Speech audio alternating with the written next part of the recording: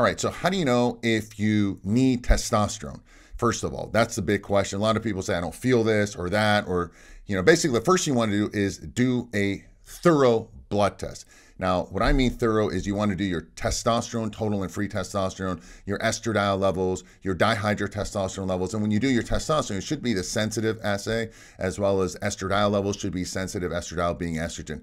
But the first thing is their level is going to be on a blood test between 300 to 1,000. And by the way, both men and women, have testosterone. Actually, both of us have all the same hormones.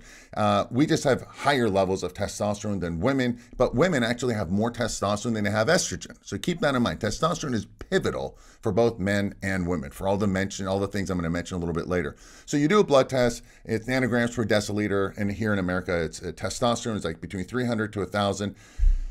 Now, if your levels, or let's say you do a blood test, it's like 330, right? The doctor typically will say, hey, it's still in the range. You're 300, 340, that's your range. You're still in the normal, quote unquote, range. So they may not give you testosterone, right?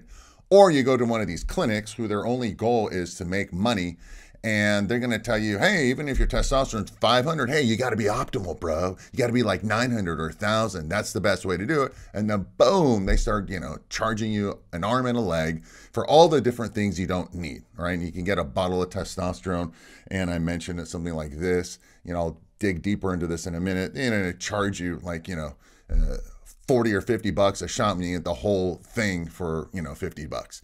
So that's the first thing. You do the blood test, depending on where you go.